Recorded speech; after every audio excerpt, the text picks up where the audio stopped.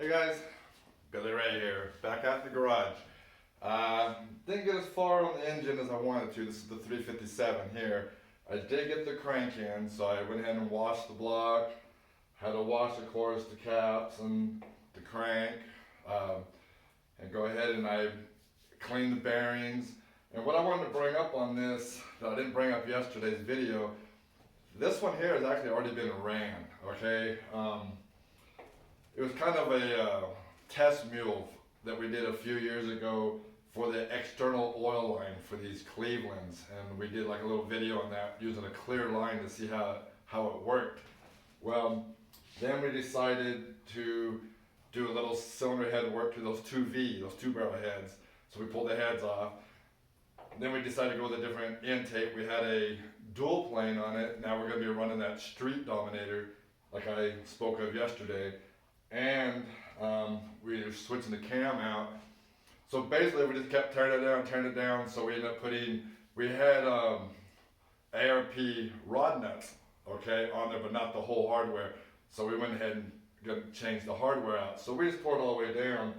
And so basically this was already running at one time. So I went back with the same bearings. I just cleaned them up. There was nothing wrong with them. And so anyway, I did get as far as putting the crankshaft in. Okay, it was the day just went kind of hectic. I even had to run into town today, so like I said, I lost a little time. And just doing all your washing and everything, all your cleaning takes a while, you know. And I did rehome the cylinders. I went ahead and ran a light plateau home through it, you know, so the cylinders now, they are back up and running. And I will be using the same pistons, of course, the same rings, and usually I try to lap them in. We don't have that much run time on this, so that's iffy if I'm going to do that or not. I'll let you know if I am or not, because I do lap in rings still. I'm one of the few that still does that, okay?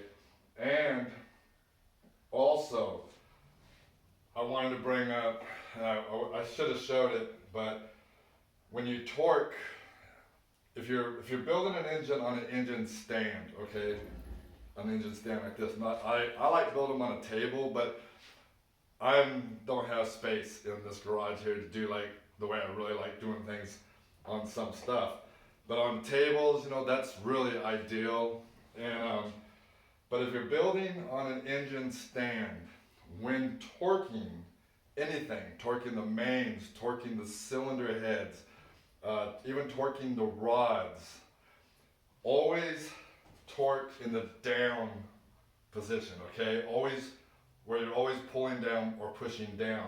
So basically if you're doing the mains, I would have it sitting like this, and I would torque down. And the reason why you want the weight to work with you, because these things are on wheels, and I watch so many people in so many videos, they'll be torquing and they're using their hips to hold the block, you know, and it's trying to roll, okay, and they're trying everything they can. And I've even seen the legs or the wheels come off the ground before in videos. If you look real close, they'll be torquing, like pulling like this, and you'll see this, you know, lift a little bit. Well, you can't tell me you're getting a true torque doing it that way.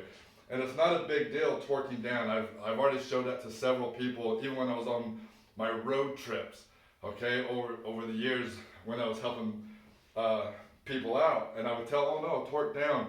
And they were blown away. They're like, that is the easiest thing ever. And it is, because there is no work into it. It's so much easier. You have power. You're trying to use power like this, let's say, or the heads.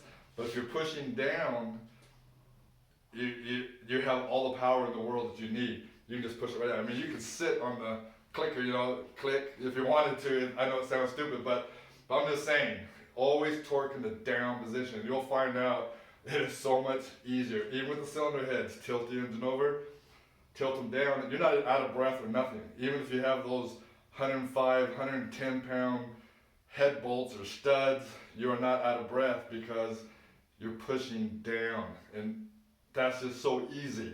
You're not trying to pull or push this way, you're pushing down. Okay, so I know I'm kind of overstressing that. It's only because I just watch way too much video of people And I know sometimes you may not be able to do it that way, maybe for some reason, but trust me, just try it once. Just instead of using your hips or having somebody hold it for you, you know, you see that too, some guy be holding it so you can torque it. If you just flip it to the side, and you can put your foot right here if you want, and then you just torque down, it's so easy, okay? And you just click, click, click, click, click, click, okay? So always try to get in the down, always try to push down on everything, the rods, like I say, the mains, the cylinder heads, anything you're torquing heavy, just push down, it'll be so much easier. So anyway, crank is in, front plugs are in, of course. Tomorrow, hopefully I'll get the cam in, timing chain set. The rear main seal is in.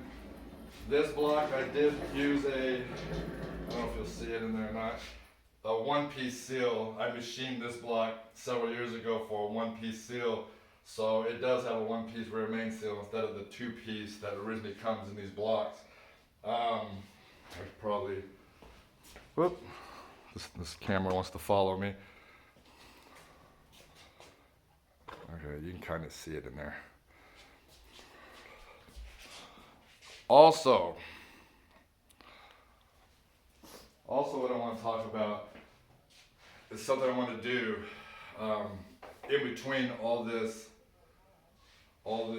builds and stuff. Just not a rush thing, just something a little at a time in between. I want to do another build with a bunch of parts I have, okay? And I've been wanting to do this for a while, and I kind of did it with the Stang 2. I've got $400 invested in that engine. That engine was given to me by a good friend, and it was an all part. And I just ran a home through it, you know, and I used the same ring, same pistons, same cylinder heads. I just did a real quick valve job, you know, and lapped the rings in.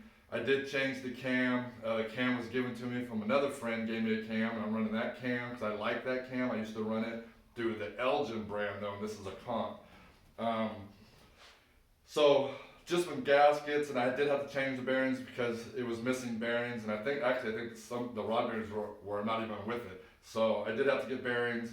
I cleaned the old oil pump, same oil pump. So anyway, and that was kind of a low buck build I was trying to show at one time. Well, what I want to do now is do the same kind of thing with blocks and stuff like that. I have some spare parts around here, and I want to kind of dub it in as the scrap iron bin or the scrap bin build, okay? So something like that, or we can come up with a name. Somebody come up with a name for it in the comments. That'd be great. We'll figure out a name for it. But I'm going to do it. It's going to be a low buck, and there's lots of guys who like to show low buck stuff. But we're going to do it to where we're going to see how far and how much we can do to it without actually having to go to a machine shop or buy new parts. You know, I'm going to try to, let's see if we can just get like stuff I have laying around here, okay? And then mic stuff, even if it's out of tolerance a little bit, let's just go for it. And things that we might need to use the machines for, if we can do it somehow with things that we would have in our garage, okay? That's not in an actual machine shop, that we don't have at the machine shop. Let's say drills and grinders and whatever, taps, you know, we're gonna try to do it like that. And what I wanna do is and maybe make a little deal out of it. So as we start doing this, I'm thinking, I've been trying to get t-shirts, okay? This, of course, isn't a Boss Performance hat, but I do have hats being made, and I have, I'm going to be having some of these. Let me see if I can get you to come over there. Oh, I guess my battery died on my fancy tripod. And then I have that banner up here. I'm having some more of those made. So what I want to do is, I wonder why this thing, there we go. It's supposed to follow me around, you know, it's supposed to be I'm finally getting a little high tech.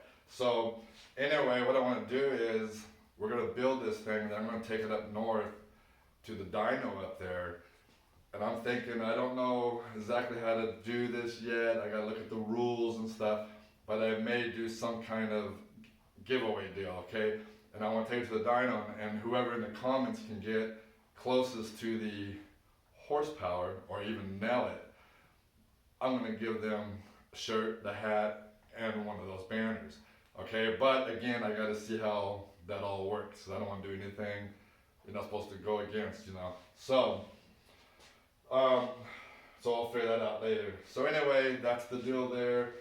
I'll get a little farther along on this tomorrow, and